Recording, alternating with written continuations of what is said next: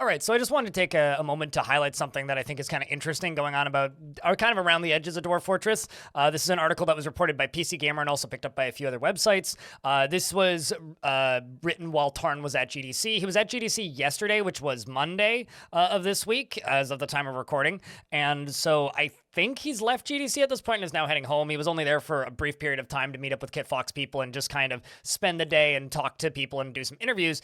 But while him and Zach were at GDC, they got interviewed by PC Gamer, which has landed us with one of the greatest Tarn Adams quotes of all time. "No, I don't fucking think so," he concluded. "They can all eat shit, and they're horrible, and I think they're bad people." So what is Tarn talking about here? This is, first off, an article on PC Gamer, which I'll link in the description of this video. It was written by Joshua Woolens and contains contributions from Wes Fenlon, which I'm probably butchering the name of. But let's just read the article real quick, and then we'll talk about it. So you don't have to worry about Tarn Adams' millionaire status turning him corporate anytime soon. At GDC this year, Dwarf Fortress Maker came out swinging against brutal climate of layoffs.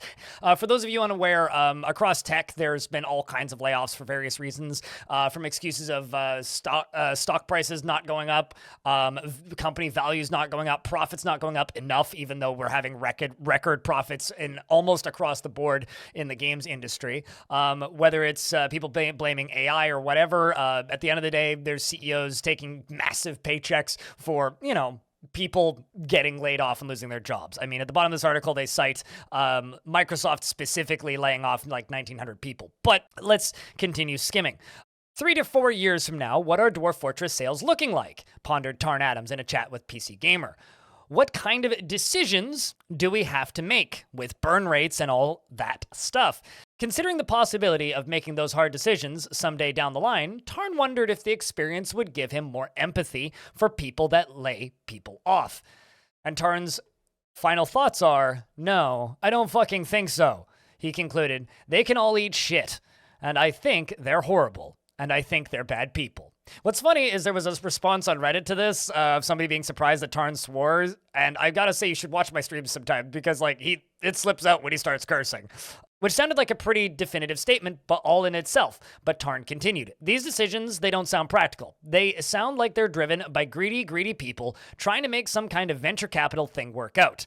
And there is this stench of rot at the top of things, where reasons people get laid off is because of funding structures and bad incentives and stupidity," said Adams, damning execs for firing people, that they shouldn't fire because their company will fall apart. But I guess maybe that helps someone's bottom line somewhere or gets the right air inside the right golden parachute. I think Tarn is just spitting absolute facts here, and it's something that I just felt that I needed to highlight because there isn't enough people in the games industry right now saying this. If you follow the games industry closely in any capacity, you've probably seen these announcements of layoffs. In fact, there's an entire website, which I'll link in the description, which is dedicated to layoffs in the games industry. It is absurd the amount of jobs that have been lost. Like Tarn says, somebody trying to fund their own golden parachute as their company collapses.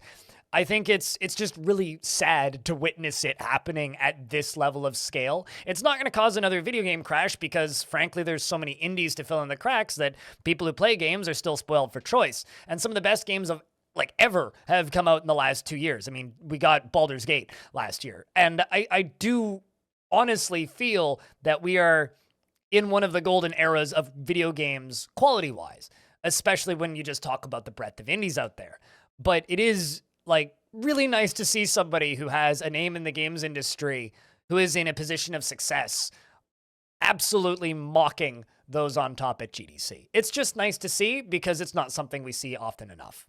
I'll link the article if you would like to read the whole thing down in the description. It kind of turns into a promotion for Adventure Mode, as well as also linking to the article about Microsoft cutting 1,900 jobs at Activision and Xbox, if you'd like to read that.